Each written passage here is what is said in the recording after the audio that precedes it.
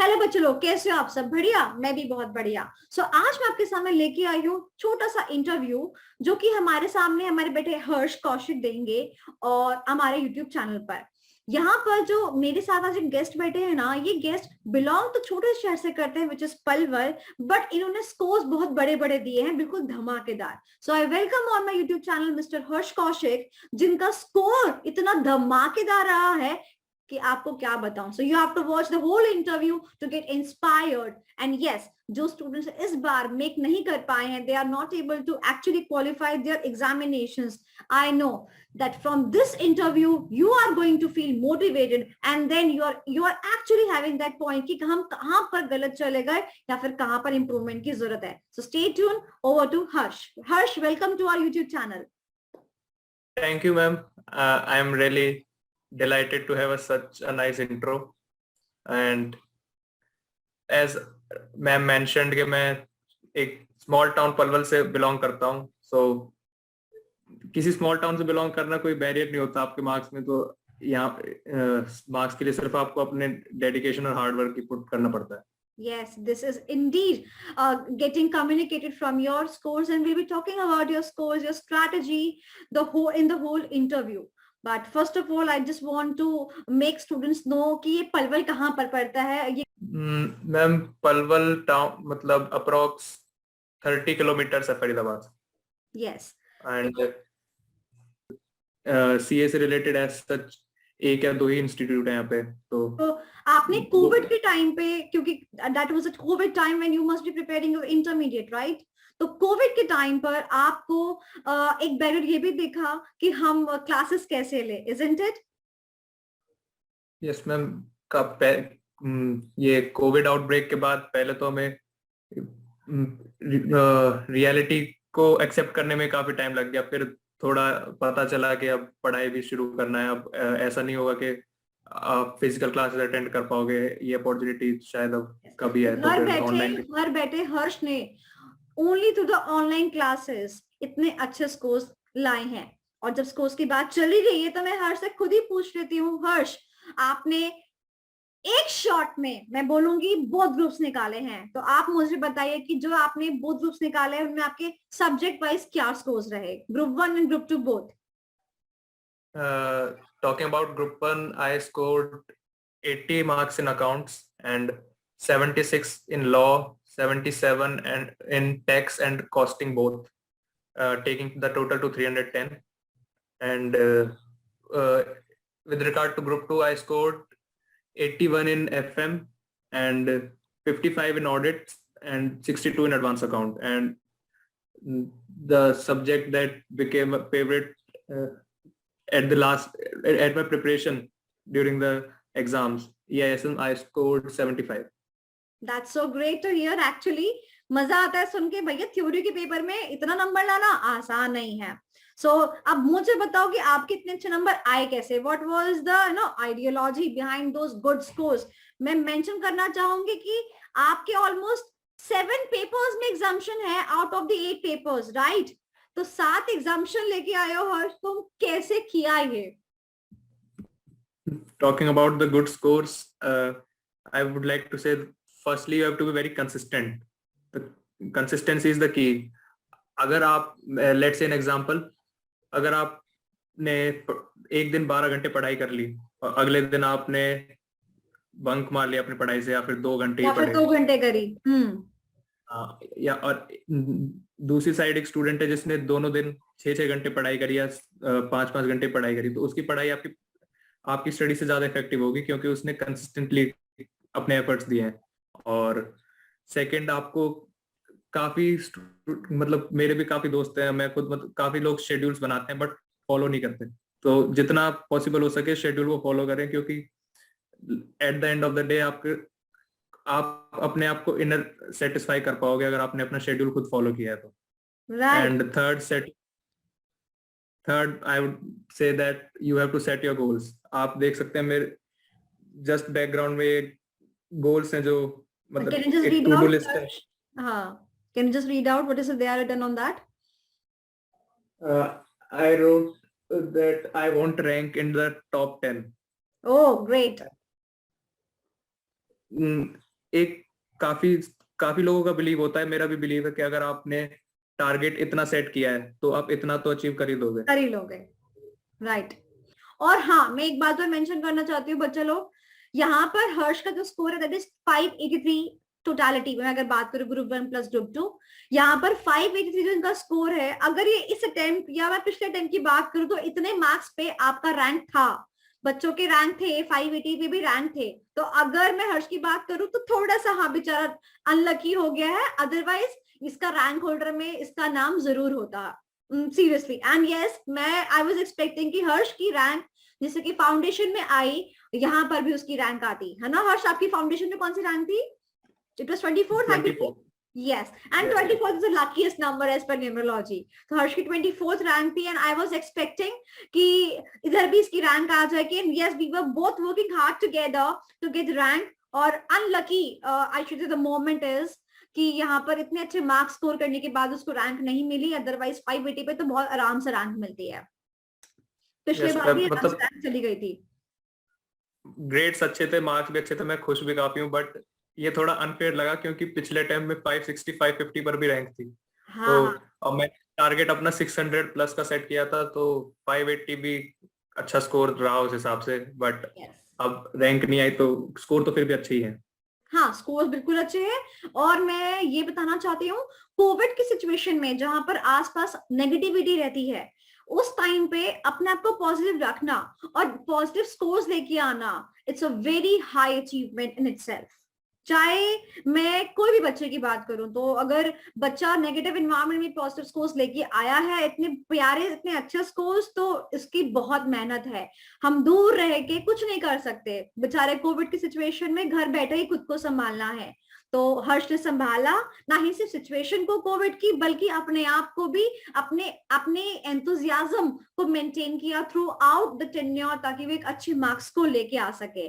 And I am really honoured to be the faculty कि मैं as an मैं ये बात बोलना चाहती हूँ कि ऐसे बच्चों को पढ़ाना मेरे लिए भी लकी होता है, क्योंकि जब हमारे पास में ऐसे बच्चे आते हैं जो इतने नेगेटिव रिजल्ट में भी पॉजिटिव होते हैं, तो Indeed it's a pleasure for all of the faculty people कि हमें ऐसे बच्चों को पढ़ाने का मौका मिलता है। एट टाइम्स कभी कभी होता है कि लो टाइम हो जाता है बच्चों का भी, बट ठीक है, वो तो चलता है, थोड़ा बहुत तो चलता है ना हर्ष?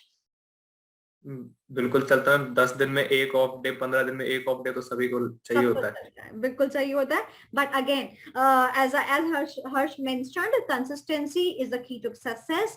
And with this, I just want to ask you a very next question, because यहाँ पर मैं तुम्हारा इंटरव्यू ले रही हूँ और यहाँ पर मैं जरूर बात करना चाहूंगी your scores in EIS and SM. As I could see, you have secured 75 marks in EIS and SM. Theory के पेपर में 75 मार्क्स वी हैव स्कोर्ड। जहां बच्चे के पास होने के लाले पड़ते हैं, वहां हर्ष ने एक बहुत ही अच्छा स्कोर, जो कि है 75 आई थिंक स्कोर किया है। और मैं ये बता दूं, बहुत सारे बच्चे ऐसे हैं, मैं आपके सामने लेके आना चाहती हूँ, बहुत सारे बच्चे हैं जिन्होंने 90s की बात बोली थी and they have not scored 70s। हर्ष ने जो टारगेट सेट किया, ऑलमोस्ट वो टारगेट को उसने अचीव किया विद स्मार्ट स्ट्रैटेजी। और इसी स्ट्रैटेजी को सुनने के लिए चलते हैं हर्ष के पास। हर्ष, ओवर टू यू। ये फर्स्टली तो मैं थैंक्स मैम को ही कहना चाहूंगा अपने मार्क्स के लिए। 75 मार्क्स काफी होते हैं। और सेकेंडली, मैम के सपोर्ट के बाद ये पॉइंट आता है कि मैंने स्ट्रेटेजी अपनी क्या बनाई और तैयारी क्या की। तो मेरी स्ट्रेटेजी ये थी कि मैंने मैम की ऑनलाइन क्लासेस अटेंड की थी। सो जो मैम क्लास में कराती थी वो मैं उसको अगले 24 आवर्स मेरे को रिवाइज करना ही करना था, क्योंकि अगर मैं मानता हूँ कि अगर वो आपके आंखों के आगे से 24 आवर्स के अंदर नहीं निकला, तो वो कंसेप्ट थोड़ा आपके दिमाग से जाने लगेगा। तो मैं क्लास होती थी मैम की मॉर्निंग में, तो मैं नेक्स्ट अर्ली मॉर्निंग उसको उठ के एक बार पढ़ लेता था, और जो की पॉइंट्स थे, कीवर्ड्स थे, उनको मैं शॉर्ट में लिख लेता था, ताकि ये, क्योंकि मैम ने फर्स्ट डे भी बता दिया था कि पढ़ते सब लोग हैं, लेकिन जिनको मार्क्स मिलते हैं वो कीवर्ड्स के मार्क्स होते हैं। एंड फिर मैम की टेस्ट सीरीज को भी बहुत सीरियसली किया था। एंड और सीरियसली 2 टेस्ट के बाद कभी कभी बीच में गच्चा खाता था तो हमेशा सुनता था कि इस बार टेस्ट क्यों नहीं दिया ना।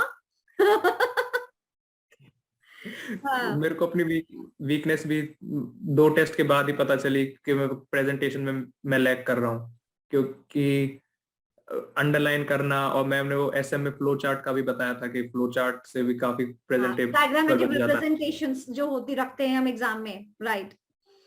क्योंकि गाइस द और पॉइंट इज कि हमारे 2 चीजें होती हैं, एक होता है आपका थ्योरी का लर्निंग, कंसेप्चुअल अंडरस्टैंडिंग के बाद आपका लर्निंग आता है, आप लर्निंग कैसे करते हो। तो और दूसरा आता है आपकी प्रेजेंटेशन। तो प्रेजेंटेशन की जो टेस्टिंग होती है वो आपकी टेस्ट से ही होती है, आप कैसे लिखते हो।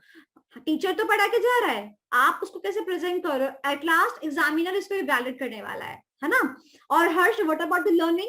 थ्योरी को याद करने में डिफिकल्टी तो आती है। बहुत डिफिकल्टी आती है। एसएम तो फिर भी फ्रेंडली सब्जेक्ट लगता है, बट ईआईएस बिल्कुल नया सब्जेक्ट लगता है। तो पहले पहले 2-3 क्लास में तो ये लगने लगता है कि ईआईएस कैसे होगा, क्योंकि उसके आंसर, उसकी वर्डिंग्स, उसकी टर्मिनोलॉजी बिल्कुल ही डिफरेंट है सभी सब्जेक्ट से। राइट। एंड मैं जितने भी किसी भी अपने सीनियर से बात किया, किसी से भी बात की मैंने ईआईएस के बारे में, तो वो ये कहते थे कि ग्रुप 2 में कोई सब्जेक्ट है तो वो ईआईएस है, जहाँ पे जो फेल होने के डुबाएगा। चांसेस हैं। हाँ वहां से मेरे को डर भी लगने लगा था। तो ये पॉइंट भी है कि मैंने ऑनलाइन क्लास क्यों ऑप्ट की। एंड थर्डली मैं बताना चाहूंगा कि लर्निंग स्ट्रेटेजी प्रैक्टिकल में हर कोई स्कोर कर लेता है प्रैक्टिस के साथ। उसको जितना वो प्रैक्टिस करेगा उतना वो प्रैक्टिस कर इम्प्रूव लो। कर लेगा। बट थ्योरी में आपको थोड़ा स्मार्ट वर्क भी करना पड़ेगा। आई डू अग्री के स्मार्ट वर्क एक बाय प्रोडक्ट है आपके हार्ड वर्क का, but smart work has to be applied very very minutely. तो मैंने स्ट्रेटेजी फॉलो की, मैंने टेस्ट सीरीज दिए। तो टेस्ट देने के बाद मेरे को पता चल गया कहाँ पे मैं, कौन से आंसर में मैं को लर्निंग में प्रॉब्लम है। और एक बार क्लासेस खत्म होने के बाद अप्रोक्स हमारे पास 2.5 या 3 महीने थे रिवीजन करने के लिए। तो मतलब तो मैंने classes were wind up in a very, मतलब फुल टाइम में वाइंड अप हो गई थी, ऐसा नहीं था कि क्लासेस जो है एंड टाइम तक चल रही है एग्जाम के, राइट। मोस्टली ये चीजें होती हैं कि क्लासेस जो है एंड मोमेंट तक चलती हैं और फिर आपको रिविजन का टाइम ही नहीं मिलता है। हमारी क्लास हमेशा हम टाइम एकदम बाउंडेशन लगा के चलते हैं कि एक आधी हफ्ता ऊपर नीचे हो गया तो हो गया, अदरवाइज बच्चों को फुल टाइम मिलना चाहिए अपने रिविजन करने का, अपने सेल्फ स्टडी करने का, ग्रूम अप अपने आप को खुद से करने का, राइट हर्ष? Yes ma'am. अब मैं मैम को प्रेज भी करना चाहूंगा। मैम कभी कभार मैम का तबीयत भी ठीक नहीं होती थी, तो मैम फिर अपना अपना संडे को हमारी क्लास रख देते थे, तो उसको कंपनसेट करने के लिए। कंपनसेट करने के लिए, यस। हाँ आई डू रिमेम्बर, कभी कभी क्लास मतलब sometimes we had a bad throat और sometimes I am having fever, तो I used to compensate the class कि नहीं बच्चों को लॉस नहीं होना चाहिए। और बच्चे भी इतने अच्छे हैं मेरे कि दे यूज्ड टू से कि हाँ ठीक है ma'am, we are ready to actually compromise a Sunday और समथिंग, कोई छुट्टी वाला डे कि हाँ ठीक है मैम पढ़ाई करेंगे। मैं तो ये कहती हूँ सारा श्रेय जो है मुझको नहीं जाता, श्रेय जो है बिल्कुल डिस्ट्रीब्यूट होता है बच्चों और फैकल्टी के बीच में। तो मैं इसीलिए आपसे नेक्स्ट क्वेश्चन ये पूछना चाहती हूँ हर्ष कि for a student we have many faculties right now on board teaching the same subject, कि अगर मैं बात करूं अपने सब्जेक्ट का तो we have so many faculties जो कि ESNSM पढ़ा रहे हैं, बट आपने मेरे को चूज किया, राइट। तो सबसे पहले मैं पूछूंगी कि रियली आपको लगता है कि आपका डिसीजन फ्रूटफुल था? फर्स्ट ऑफ ऑल तो ये, और सेकेंडली अगर आपने मुझे चूज भी किया तो मैं ये जानना चाहती हूँ आपसे कि वाई ओनली मी या फिर वाई नॉट मी, दोनों ही केस आप मुझे बताइए। What was your experience? Ma'am ये क्वेश्चन आपने पूछा कि मैंने चूज क्यों किया, इसका रीजन मेरे से पूछ रहे हो। तो इसका रीजन तो जस्टिफिएबल है। मैं सामने जो ऑडियंस इस इंटरव्यू को देखे उनसे ही पूछ लेता हूँ कि आपको आपको नहीं लगता कि मैंने मैम को चूज करके सही किया? हाँ, मतलब इतने point is Harsh, the point is ki we do have the option of recorded lectures. We can just sit at home and watch the lectures, and we do have the option of going with the Google Drives or something, going with the app on something. But the point is कि आपने मेरा live session लिया जहां पर कि आपको भी पता है कि मैं कैसे पढ़ा रहे हो, राइट? तो वो आपने क्यों चूज किया पेन ड्राइव में और रिकॉर्डेड लेक्चर्स में ना जाके? मैम मेन यहाँ पे मेरा मेन फोकस इस पर्सनल इंटरेक्शन पे था, क्योंकि ग्रुप 1 का सिलेबस हो चुका था, मैंने बात किया था ग्रुप 2 के बारे में, तो मेरे को पता चला कि EISCS सब्जेक्ट है जो जहाँ पे फेल होने के चांसेस बनते हैं। तो मेरे को वहां से डर लगने लगा EIS को, मतलब even before starting the subject मेरे को फियर होने लगा EIS से। तो मैंने रिकॉर्डेड लेक्चर्स पे ना जाके मैंने इस पे ऑनलाइन क्लासेस पे स्विच किया, क्योंकि मेरे को ऐसे पर्सनल अटेंशन चाहिए था, और ऐसे बिल्कुल जिस टाइम मैं क्वेश्चनिंग करूं उस टाइम आंसर मिले, क्योंकि बाद में हमें That's खुद the ये main याद नहीं point. रहता कि हमारा Yes. क्वेश्चन क्या था। We call that as a real time interaction. जैसे क्लास में हमारा होता है, बच्चे को गुस्सा आया उसने वही शो कर दिया, टीचर को गुस्सा है वही स्केल लगा दिया, और बच्चे को query I on the real time वो खत्म हो रही है। और तो और क्या हर्ष तुमको चैट बॉक्स में लिखना पड़ता था क्वेरी? नहीं मैम अलाउ करती थी हमें कि अब जब तुम्हें Yes. क्वेरी हो तो और हमारी एक रूल हमारी क्लास का जो कि मेरे हर एक क्लास में रहता है, वो क्या है विद रिस्पेक्ट टू वीडियो, जो कि मेरी हर क्लास का रूल होता है। वीडियो तो ऑन ही रहती है। यस, तो वीडियो तो ऑन ही उसमें करनी फील पड़ेगी। रहता है कि स्टूडेंट भी मतलब इक्वली एक्टिव है जैसे फैकल्टी है। यस, एंड आप क्वेश्चन कभी भी पूछ सकते हो, बिल्कुल ऐसा नहीं लगता कि आप जो है क्लास का मजा नहीं ले रहे। बस इतनी सी बात है कि कोविड में that was the best thing out of what we could done, है ना? तो डू यू रियली फील कि अच्छा हुआ पेन ड्राइव नहीं लगी कि हमने लाइव क्लासेस करी, नाउ यू आर सेटिस्फाइड? इसमें मैं मोर देन सेटिस्फाइड। और भाई स्कोर्स कितने लेगा? 75 नंबर आए हैं। चलो गुड है। सो टेस्ट सीरीज की मैं अगर बात करूं तो आपने आई थिंक क्या बोलते हैं सारे टेस्ट मेरे लिखे ही हैं ऑलमोस्ट। तो डू यू रियली थिंक कि writing practice is a must to go before the examinations? Yes ma'am, ये इशू रहता ही है कि आपके माइंड में वो आंसर होता है, बट आपको वो वर्ड्स नहीं मिलते जिससे आप उस आंसर को एक्सप्रेस करो या फिर अच्छे मार्क्स मिल जाए आपको। सो राइटिंग प्रैक्टिस तो मस्ट है।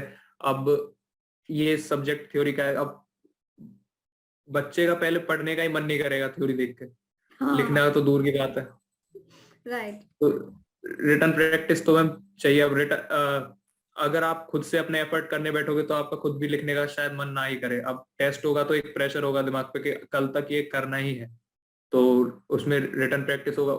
प्लस आपने खुद ही अपने टेस्ट हमें चेक करके दिए थे, 2 to 3 डेज में सारे टेस्ट मिल जाते थे, तो उसमें पता चल जाता था कि क्या कमी रहेगी, तो अगले टेस्ट में वो इम्प्रूव हो जाती थी। Right right.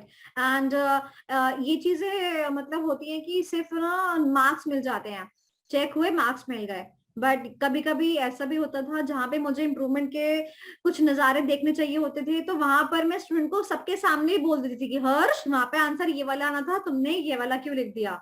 तो एक आपको इम्प्रूवमेंट के एरियाज, आपके रेक्टिफिकेशन के एरियाज भी पता चल जाते थे, जो कि नॉर्मली टेस्ट सीरीज में देखने को नहीं मिलता। तो ये मेरे लिए ये एक प्लस पॉइंट है कि मैं बच्चों को इम्प्रूव कर पा रही हूँ। ओके, कि क्या तुम लिटरली में ये सोचोगे या ये चीज तुम फील करते हो that you are actually expecting such 75 का स्कोर? यस मैम, आप इस इंटरव्यू में चाहे तो आप शो भी कर दे, मैंने आपको एग्जाम लिखने के बाद ही शाम को मैसेज किया था कि ma'am I am expecting 72 to 80 marks in this paper. Yes, I know, I know. And that time I was just going somewhere out, and उस टाइम पे मैंने बस हर्ष से बोला, हर्ष अभी मैं बाहर जा रही हूँ, अभी घूमने के लिए जा रही हूँ, whatever। तो मैंने हर्ष से कहा था कि हर्ष मेरे को जरूर बताना कि तुम्हारा पेपर कैसा हुआ। एंड हर्ष मैं एक बात और बोलूंगी कि मैंने इम्पोर्टेंट क्वेश्चंस की लिस्ट भी आपको इशू करी थी, क्या आपको प्रिपरेशन के टाइम में वो हेल्पफुल रही? बिल्कुल हेल्पफुल रही आपके जितना मेरे को याद है, आप एग्जाम से 1 महीने पहले वो इम्पोर्टेंट क्वेश्चंस की लिस्ट रिलीज कर देते हो, तो उसमें सफिशिएंट टाइम मिल जाता है कि क्वेश्चन जो कवर, क्योंकि थ्योरी का पेपर है, सब कुछ कवर करना एक दिन पहले पॉसिबल तो हो नहीं सकता।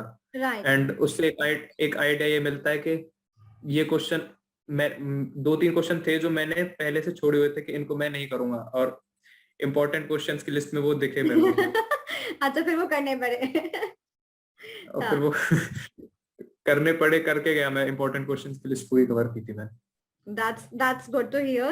and I must appreciate your efforts. I think your consistent efforts की ही वजह से इतना अच्छा रिजल्ट मुझे देखने को मिल रहा है, and I'm so proud to have a student like you. और मैं तो ये उम्मीद करती हूँ कि तुम्हारा जो ये रैंक है, जो अनलकीनेस है यहाँ पर रह गई, तुम उसको फाइनल में पूरा करो और फाइनल में एक ऐसा स्कोर खड़ा कर दो कि आईसीए चाह कर भी तुम्हें रैंक होल्डर्स की लिस्ट से बाहर ना कर पाए, राइट? मेरे तो यही ब्लेसिंग्स रहेंगे. एंड मैं ऑडिट का पेपर, 6th पेपर हमारा ऑडिट का होता है. Yes. तो मेरा ऑडिट का पेपर इतना अच्छा नहीं गया था. एंड फिर एक मेरी साइड से जो मिस्टेक रही पेपर में वो ये रही कि हमारा सेंटर 1.5 आवर्स मतलब 1.5 आवर्स की दूरी पर था. Okay. तो जब मैं वापस आता था एग्जाम देके तो मैं काफी थक जाता, तो मेरा पढ़ने का बिल्कुल मन नहीं होता था, हेडेक रहता था मेरा. अच्छा. तो मैं तभी मैं सो जाता था. तो और मेरा वो 4 to 5 इफेक्टिव आवर्स जो मैं पढ़ सकता था जो वो चले जाते थे. तो सुबह मेरे को 4 बजे उठना पड़ता था उस टाइम पे. तो 4 बजे से फिर पूरे दिन पढ़ना, रात को 12 बजे फिर अगले दिन सोना. तो पूरे दिन पढ़ाई करना. प्लस जब ऑडिट का पेपर खराब हुआ तो मेरे को ये लगने लगा कि अब और अगला पेपर ईआईएस का. ऑडिट में मैंने जो जो स्ट्रेटेजीज लगाई, जो मैं सोच के गया वो नहीं हो पाया. तो मेरे को लिटरली अगले दिन जब मैंने ईआईएस के लिए मैं पढ़ने के लिए उठा, मेरे को 15 मिनट तक तो ऐसे रोना सा आ रहा था कि मैं कर क्या रहा हूँ, क्योंकि पूरी बॉडी थक चुकी थी, पूरा माइंड थक चुका था मेरा. उसके बाद फिर मैंने मैम को दिन में भी मैसेज किया था कि मेरी अभी तैयारी अच्छे से नहीं हुई है. मैम ने मेरे को टारगेट किया था कि सोने से पहले ये चैप्टर कर देना, पर वो भी नहीं हुए. But at the end of the day मेरी तैयारी हो गई थी.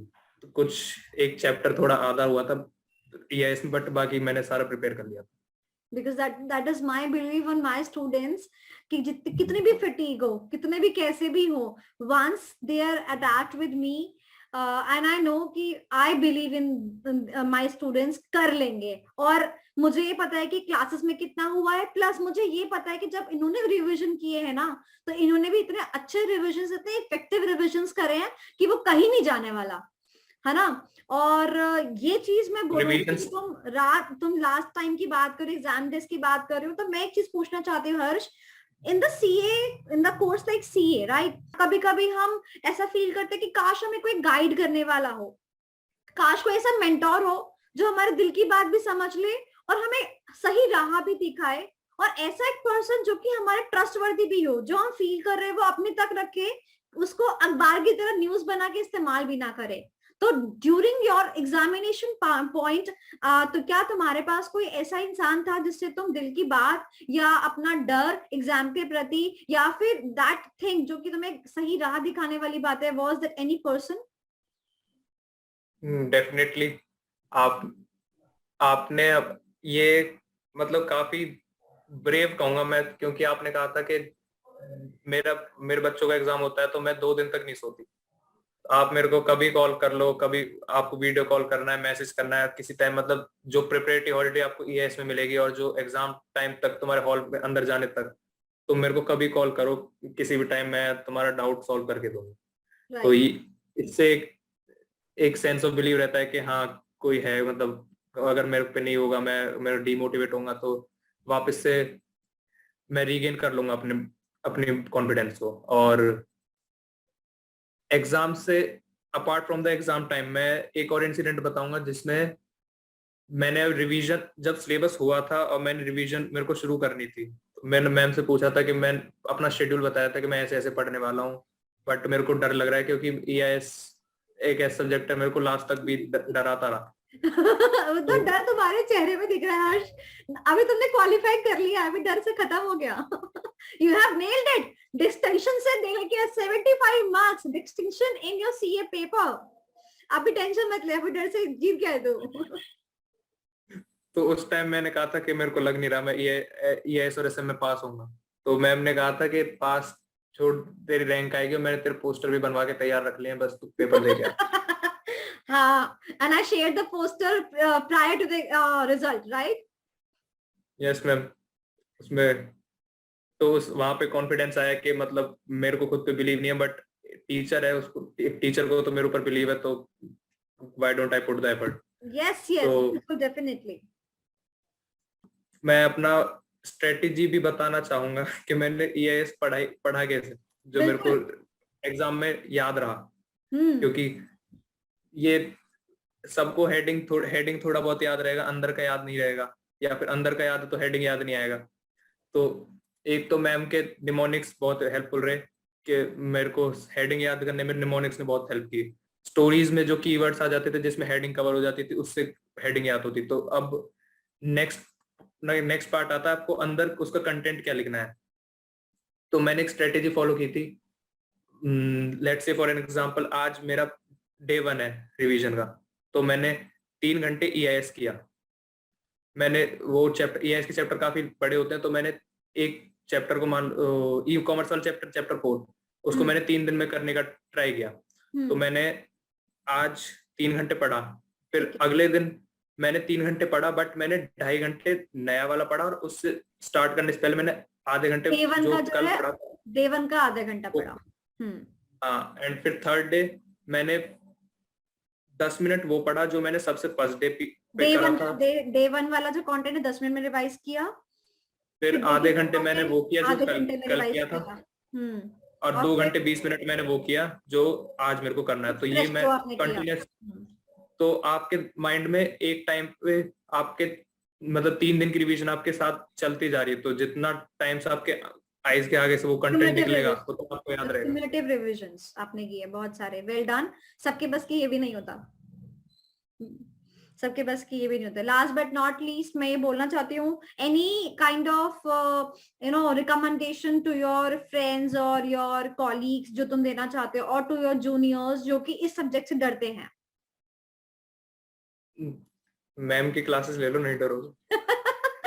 अच्छा, और इसके अलावा सीरियसली मैं मतलब ma'am is just a call away, मतलब आप कॉल करोगे तो वो उठाएंगे, अगर बिजी भी होंगी तो फिर वो कॉल बैक भी कर देती है।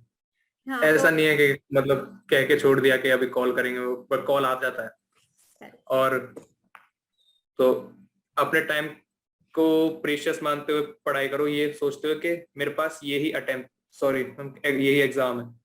मैम ने बताया था कि अटेम्प्ट को कभी अटेम्प्ट नहीं बोलना, क्योंकि अटेम्प्ट इन इटसेल्फ एक नेगेटिव वर्ड है। इट साउंड्स नेगेटिव कि एक और लगेगा टाइप्स है ना। अटेम्प्ट का मतलब ट्रायल एंड एरर, अटेम्प्ट लगेगा, एंड एग्जाम का मतलब एग्जाम। तभी तो हमारे 11th और 12th में एग्जाम्स हम क्वालिफाई कर लेते हैं, क्योंकि हम उसको अटेम्प्ट नहीं बोलते, हम बोलते हैं एग्जाम लिखने जा रहे हैं। हम कभी ये नहीं बोलते कि अटेम्प्ट लिखने जा रहे हैं, है ना। और हर्ष, तुमने अपने एग्जाम को एग्जाम की तरह निभाया, ना कि अटेम्प्ट की तरह। तो आई am so proud of you. जाते जाते एक और क्वेश्चन, हर्ष, दिखने में तुम्हें कितना फिट दिख रहा है? तो हर्ष से पूछना चाहूंगी, हर्ष, अबाउट योर राज ऑफ फिटनेस। काफी मुश्किल होता है, मतलब पूरे दिन स्टडीज हर किसी से भी नहीं, किसी से होगी नहीं। मेरे को बिलीव नहीं होता कि कोई पूरे दिन स्टडी कर भी सकता है। तो मतलब खुद को फिट रखने के लिए हेल्थ पे काफी ध्यान दिया। तो मैंने मतलब पढ़ाई करते करते हो नहीं पाता ना हर्ष, मैनेज कैसे किया? तुम्हें याद है तुम्हारा जिम भी होता था और क्लासेस भी होती थी, तो तुमने कैसे मैनेज कर लिया? मैनेज करना चाहोगे तो हो जाएगा, और जो नहीं करना चाहेगा उसके पास 100 बहाने होंगे ना करने के। There is a will, there is a way. And my dear students, we have in front of us a person जिसने की जिम के साथ साथ, मतलब जो वो चाहता था, उसकी हॉबी कह लो, उसका एनर्जी साइड ले लो, कुछ भी कह लो, उसने उसके साथ साथ अपनी पढ़ाई करी, और इतने अच्छे नंबर 7 सब्जेक्ट्स में एग्जामिनेशन आउट ऑफ 8 सब्जेक्ट्स हमारे सामने लाके दिए। And I believe this is the best thing of Harsh, the positive vibes of Harsh. And yes, of course, मैं ये जानती हूँ कि इतनी पॉजिटिविटी हम स्प्रेड करते तभी आती है, और हमारे क्लास का एक ही फंडा है, बी पॉजिटिव। और यही पॉजिटिविटी का रिजल्ट है मिस्टर हर्ष कौशिक के मार्क्स, जो कि आई थिंक थोड़ा सा इनका पेपर, जैसे कि हर्ष ने बताया, गड़बड़ा गया, बट वापस से खड़ा हुआ, क्योंकि मैंने मेरे बच्चों को चींटी बनाना सिखाया कि ऊपर चढ़ो, गिर जाओ तो फिर से उठो और फिर से चढ़ो, पर हार मानेगा नहीं। क्या बोलते हैं, मैं झुकेगा नहीं साला, right? So with that, Harsh, अगर आप ज्यादा कुछ बोलना चाहते हो तो that over to you, otherwise let's just close this session. मेरे को सबसे मतलब लास्टली तो मेरे को मैम को थैंक्स बोलना है। और अगर आप प्रेफर, मतलब आप कंफ्यूज हो कि रिकॉर्डेड या ऑनलाइन क्लास में किस में आपको क्लासेस लेना है, तो I would prefer only online classes for this subject particularly, क्योंकि यहाँ पे आपको कोई चाहिए जो आपको आपकी गलती बताए। राइट, क्योंकि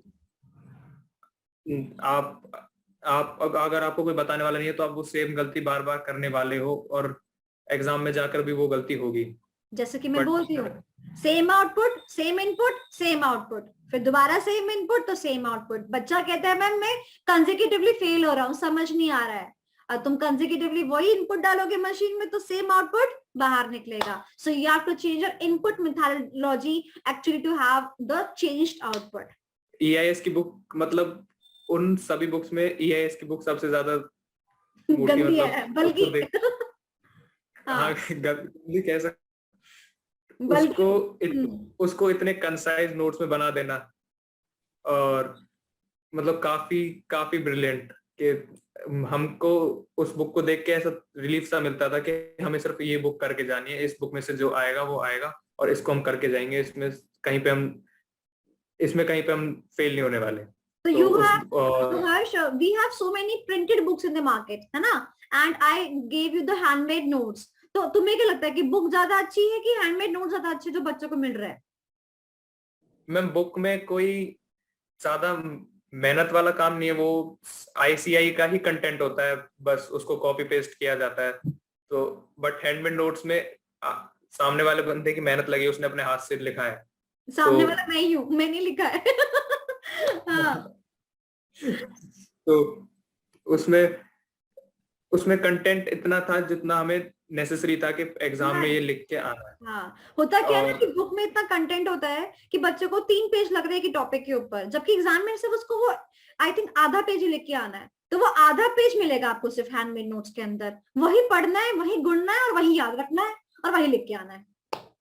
और जिन स्टूडेंट, मतलब मेरे को अंदर से लगता था कि मतलब ICI का मॉड्यूल कवर नहीं करा तो ऐसा रह जाएगा, पेपर में ये आ गया तो ये हो गया, तो फिर मैंने डबल साइड सेफ चलने के लिए मैंने ICI के जो भी क्वेश्चन थे मॉड्यूल के वो मैम के नोट्स में भी साइड बाय साइड मार्क कर लिए रेड पेन से कि ये ICI के मॉड्यूल में, ये मॉड्यूल में, और पेज नंबर लिख दिए। कवर करते रहो साइड बाय साइड। कोई फैकल्टी वहां का क्वेश्चन नहीं बनाने वाला, ICI के क्वेश्चंस ही होते जो आते हैं। तो अगर तुमने ICI मैथ के क्वेश्चंस कर लिए, यू आर ऑलमोस्ट सॉर्टेड। तो आपको एक मतलब सेटिस्फेक्शन ही रहेगी कि मैंने ICI का मॉड्यूल भी कवर कर दिया, कुछ छोड़ा नहीं। Right. So thank you so much, Harsh, for coming onto YouTube channel and sharing your experiences, your harsh experiences with Mr. Harsh. And उन्होंने बताया कि इतने नेगेटिव टाइम्स में भी वो पॉजिटिव रह गए, इतना अच्छा कैसे स्कोर कर पाए। And thank you so much Harsh, I am so proud of you, and I am lucky, I am actually thankful to God that such studious students, such hard working students को भगवान ने मेरी झोली में दिया।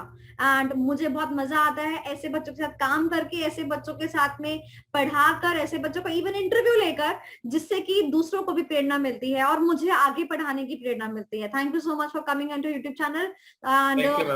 एंड जाते जाते मैं आपके सामने एक अनाउंसमेंट करना चाहती हूँ दैट मेरी तरफ से as a token of love and as a token of appreciation I would be giving a check of rupees 1100, that is 1100।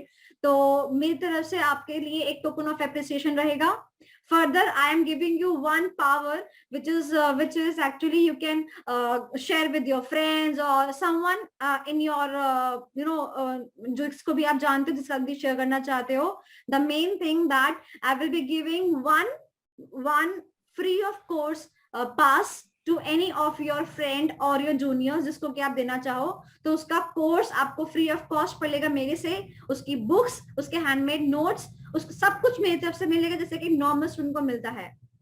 तो आप किसी को भी मेरी तरफ से वो अपने जूनियर को या अपने फ्रेंड को वो जो कूपन है वो आप रिकमेंड कर सकते हो। मेरा फास्ट ट्रैक बैच भी चालू हो रहा है 7 मार्च से, तो आप चाहो तो उसमें भी इन्वॉल्व करवा सकते हो ताकि उसका फटाफट से 22 वाला अटेम्प्ट निकल सके। I hope I could see the happiness on your face Harsh. Ma'am thank you very much, मतलब यकीन आ नहीं रहा। So this was a big surprise from us. Thank you so much, Harsh. Nice meeting you. Bye.